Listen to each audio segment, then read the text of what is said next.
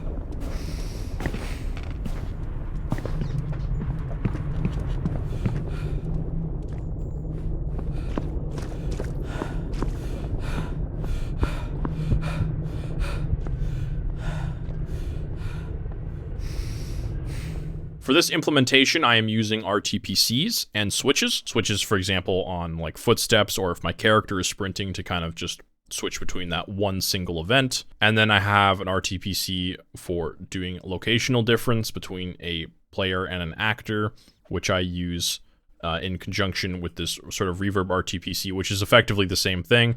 But with the Reverb RTPC, I was like, okay, well, we have a circular map, we have a circular environment. So if the middle is 0 and the middle is that skeleton throne, we would move outwards from here, and as we get away from this big chamber, the map also gets kind of smaller in terms of height and scale. So we can also just scale back the amount of reverb and delays that we have, so that in this inner chamber here, where its radius is 2,200 units, we can then have a sort of heavy reverb and slap. And then as we come through this circular hallway that goes all around the inner chamber but has a significantly lower ceiling, we are losing a lot of that delay and a lot of that reverb as we sort of transition from there to this outer ring, where we are getting an extremely light reverb and no delay. I'm then using a velocity RTPC to figure out how quickly my player is falling, and then I'm using one horizontally to figure out how quickly a bench is being pushed. Essentially, what is the velocity of that bench, to then control the bench's sliding volume, as well as the little hits that it can make. I control the volume using that as well. We also have a stamina bar in the game, so that is a number from 0 to 100, so I just linearly transfer that into an RTPC for Wwise, and as we get closer to 0, we can start sort of fading in some more effects that are essentially constantly looping, so then that way when we're sort of in this range, we're not hearing these effects, but as we start losing our stamina, our character becomes tired, and we sort of fade in some effects to sort of deal with that and represent that inside of the game. So to no surprise, when the character moves, we do have footsteps happening, but I do not have a player model. As we can see, I am just a invisible camera and hitbox. So I need to create a system that allows me to post footstep events at a reasonable interval, and it needs to be essentially constant that we're checking for this. So the way I'm doing this is I have a timer from the event tick being made all the time, and then I'm going to go ahead and gate it against axis movement detection, like so, and we're checking that we have been existing for 200 milliseconds, and then that gives us a true output. So long as we're moving forwards. And then I have something similar for a walking interval, but it's about half the time. And then I'm sending both of these signals to some branches here. So the branch is just saying, are we sprinting? Okay, well then we can actually do this. And then if we're not sprinting, we're going to be using the walk interval. And if we are, then we're going to be using the sprinting interval. And both of these will effectively activate this branch, which is then asking, are we even on the ground? Which is, okay, we are on the ground. And then we're going to come and post the event that we can actually have a footstep now. And then we're just going to reset our timer. So then that way it can just do this whole counting thing and checking all over again every single time it goes to post a footstep. We additionally have sprinting in the game, which then will change a switch that the materials are inside of, because we have obviously different sounds for sprinting and walking, and then each of those also have different material sounds. So we have a higher up in the hierarchy switch for are we sprinting or not. So I just check in this function if we are sprinting, and then I am just pretty much setting a switch for our character. This is happening again every single footstep. Every time it goes to try to make a footstep sound, it decides what is the actual part of the event that's going to be posted, what is the specific detail. And then I have here a sprinting logic section. So we use a stamina bar system. So what we're going to check here before we do anything when we press our sprint button is we have to be both moving and having stamina. When that's true, we are now sprinting. And then we run all this for some nice eye candy and a little bit of acceleration. And then we are also going to subtract 2 on the finished product. When this is all done, we're going to subtract 2 from our stamina bar, and then we are going to double check that we're sprinting it again, and then we'll come all the way around, loop all of this, and then we're also going to add to our function for a sprint timer, which is necessary for an additional reason, and then we're going to again just check all the parameters, run through everything again. Our update will be completed because we'll still be sprinting, so then it's just going to post the finished event right away. And in the case that we're not sprinting anymore, it's just going to go ahead and reverse all of these changes to the speed and the FOV, and then obviously not loop anything or subtract the stamina from us anymore. It's going to leave it alone. Here in the sprinting logic, I have the breathing RTPC, which is simply just this simple, and this is just directly put into Wwise to control the breathing and the heartbeat noises. We are then going to check if our player is moving or not, and then we're going to check if our stamina has replenished. And the important part about checking this function, if the stamina has replenished, is we're not only checking if it's replenished, but we're checking if we sprinted long enough that it would warrant that sort of nose breathe sound that would indicate the stamina is at 100%, and it's ready to be used again. So this would be checking, is our stamina at 100? And then were we sprinting for a reasonable enough time?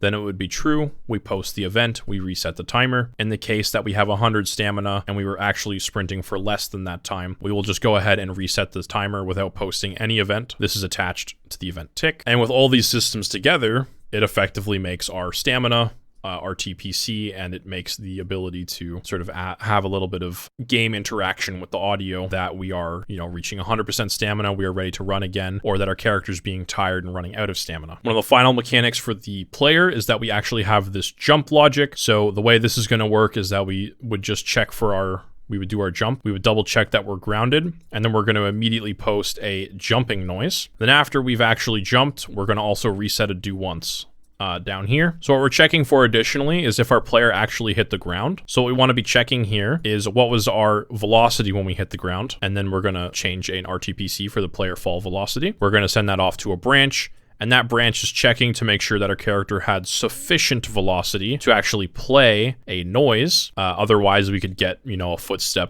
We could get a landing sound for jumping on something that's like higher, and then using this, we could actually distinguish and post a separate event for a very soft like landing sound, or no landing sound at all in this case. And then we just do a do once, and we post the player land, and then when we jump again, it will actually reset the system. So around the map, I have these little wind pocket actors.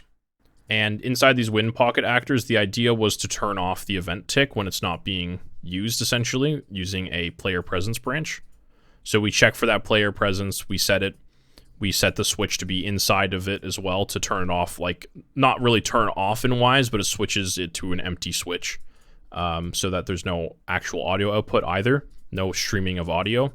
And then we have the occlusion set because the actor is like an actor, it's not an AK component. And then we have the post event that happens because we are now in it. And this is the nice thing too, is if I never entered these pockets, this event would never be posted as well. So in the case that this was done in like a much larger map, if a player doesn't explore certain parts of the map, they're not loading in like extra events as well. So then we have the event tick, which can't do any functioning until we actually have a player presence, which then it's taken away when we leave the sphere. And it's going to check for distance to nearest. So it gets our actor, gets a copy of that, gets the location, and then we find the nearest wind pocket location, and we go ahead and we subtract them together, or do some math together here, and we get a final distance between them. And we are then setting an RTPC value based off that distance. And in the case that we are not here, the event tick will just turn the switch off pretty much over and over again, I guess. So over here we have like our fire, and the way these ones will work is just very classically, we will be setting the RTPC based on our distance that we just saw here, but we'll be using the AK component instead of the nearest one because I want each one to have like a distinct special value, where in the case of the wind pocket, it doesn't really matter because they don't play when you're not in range, and they're tiny range anyways. But with the fires, you can indeed hear them all around the room if they were all controlling, if this was controlling just a general RTPC for all of them. So this is a RTPC for each individual fire that is being controlled based on the location, spawn location of the component, and then where our player is standing currently, and like what that distance is, and it sets that RTPC for us. The benches are probably the thing that would be the most interesting out of this project, because they do some weird things. An attempt was made. The success of it, I think it's okay. There could be a better method of what I'm doing where I'm just checking if we have sufficient velocity or if this object is hittable based off like a random timer. It would be nice to be able to capture the change in velocity over a certain time and use that to then filter out the spam of hit events that we get. And we could also combine that with a certain amount of velocity and again a timer, to like a very subtle timer to just in case prevent the spamming of noises. But we have this event tick. Should we start with the event tick? I think we start with the event hit. So I don't have any materials set up that we can see here, right? So I'm grabbing the hit information.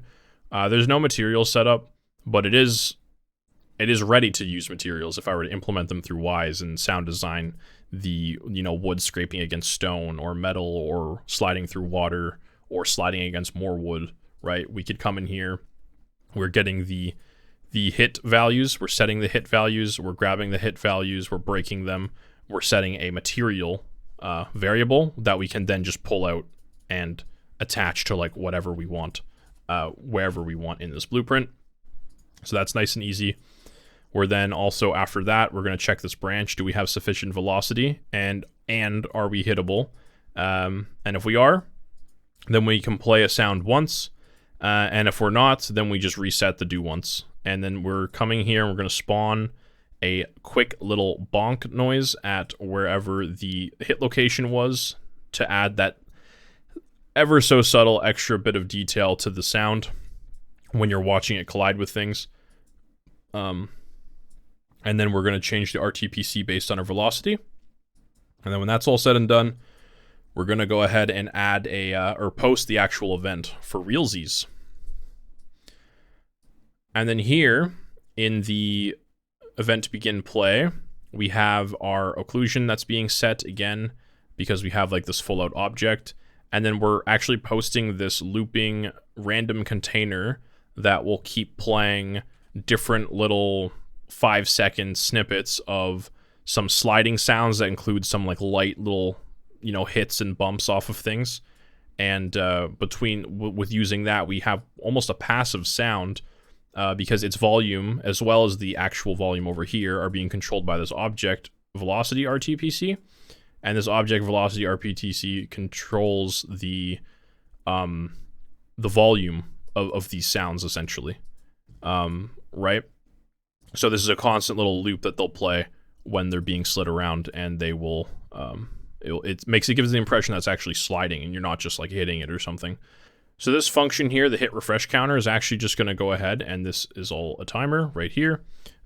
Instead of adding a fixed variable number, we are just going to add a random number based off of 200 to 500 milliseconds and count our timer a little bit randomly. After about 20 units of time, we're going to go ahead and say that the object is hittable, and then reset the counter to do this over and over and over again, essentially. And then if it's not, if the time hasn't been reached because it's on the event tick, it's constantly saying it is not hittable.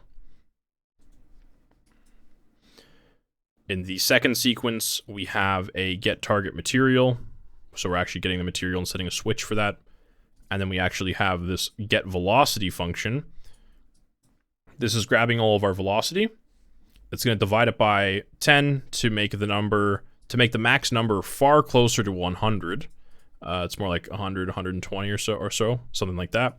And then I have set the velocity for a global variable that this whole project, not the whole project, but this whole blueprint can use. And then I'm also going to check, is this object actually, does it have a certain amount of velocity? Because then we could also set that it has what I call sufficient velocity to be in the AND gate for determining if the object should make a actual impact sound or not. So that's pretty much how this works, all said and done. So we can have that sort of sliding sound.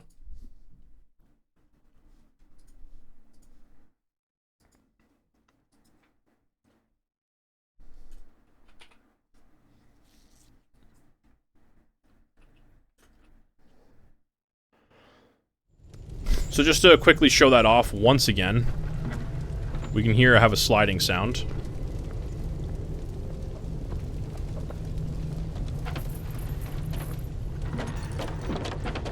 But because I'm pushing a bench with a bench, they're colliding with each other. But typically when I slide it across the floor, we just get a little bit of a sliding sound. And as soon as it starts going fast, we start getting that sort of hit sound that we all know and love, where it's just like dink, dink, and yeah, they all collide with each other. They have quite funny physics.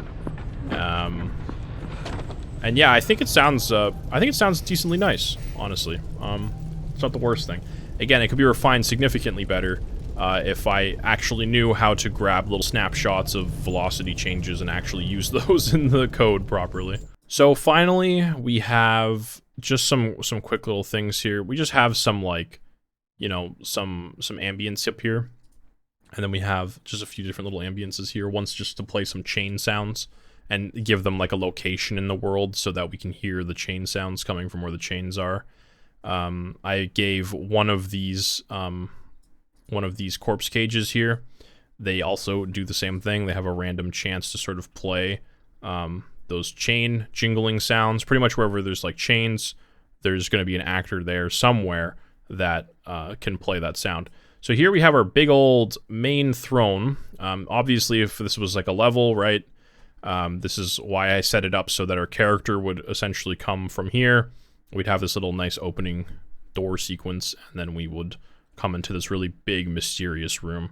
And here we have an actor floating inside of the thing, the fog thing. I'm always grabbing the fog post-processing volume when I'm messing around here.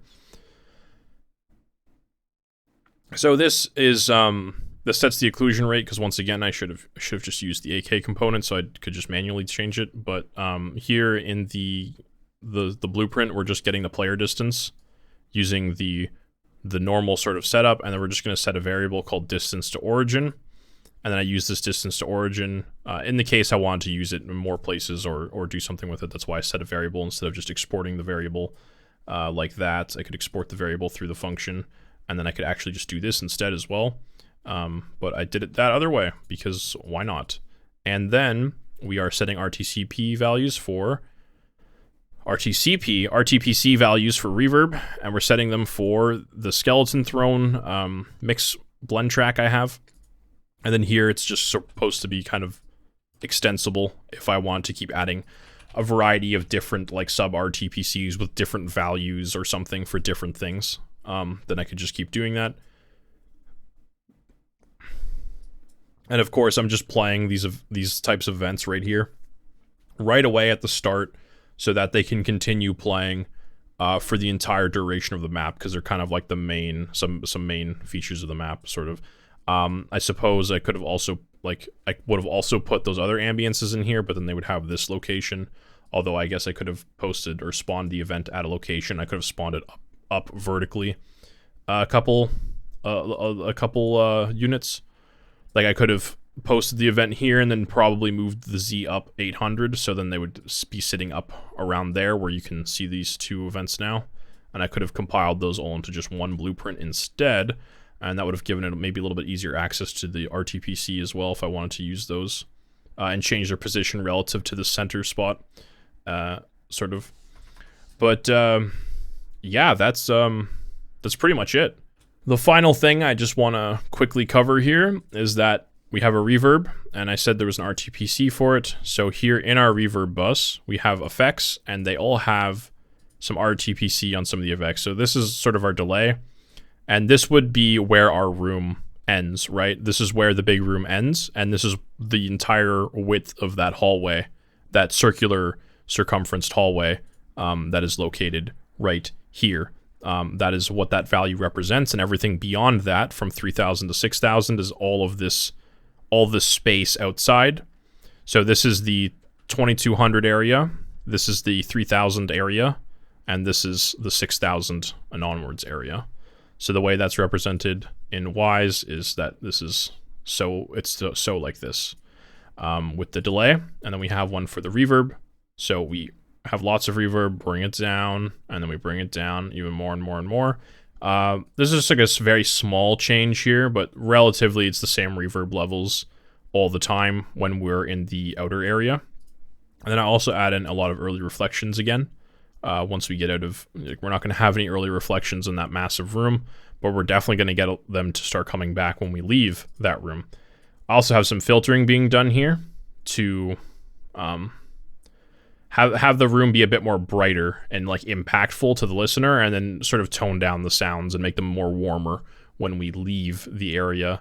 This might not be sonically correct to real life, but it feels nice when you're in the game. And then again, just something for the reverb here. It's always changing these here. Yeah, the level, the frequency, the early reflections, and then just the general decay time as well is all just adjusted by this RTPC. And then showing off that here, this is actually just a normal EQ. And then here we have these, this is for sprinting. So when we do our sprinting, once we get below to about 40 stamina, as we get down to lower and lower, like a lower spot, and our breathing gets really heavy, we also start losing our ability to really hear the environment around us extremely clearly. And that is really how that works. And then we also have an additional one. If I can show it here on, I think, this emitters track, we have one called skeletal presence, and this one is for the skeleton, which does the same thing as the sprint one, but the curve that it uses is quite a bit different. So that you start kind of losing sounds as you get close to the skeleton from about 2,000 units away, which is already pretty far away. This might even be a little bit like too aggressive, honestly. It's hard to say for sure. Maybe this would be a little bit too aggressive or something. But when you start getting close to the skeleton, we have things happening, and because the skeleton's such a focal point, we're trying to draw the player into that area. So once you get there right in the skeleton's face, you get the absolute full experience of his blend track that he's got going on. That is really just like bringing in a lot of like spookiness and a lot of like sort of environmental weirdness.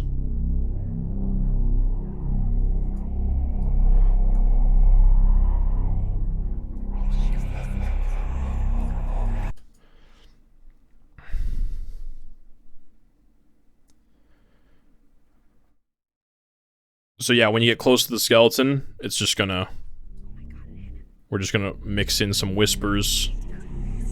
Gonna mix in this weird, like, sort of ghost sound. And just kind of mix it up. I don't think you can really get any closer to the skeleton than actually about here, I think. Because the actor's up in the air and there's a big hitbox on it, so it stops around here, really, as we're playing with this range. I just didn't refine it, I guess. But thank you so much for watching, and I hope you enjoyed.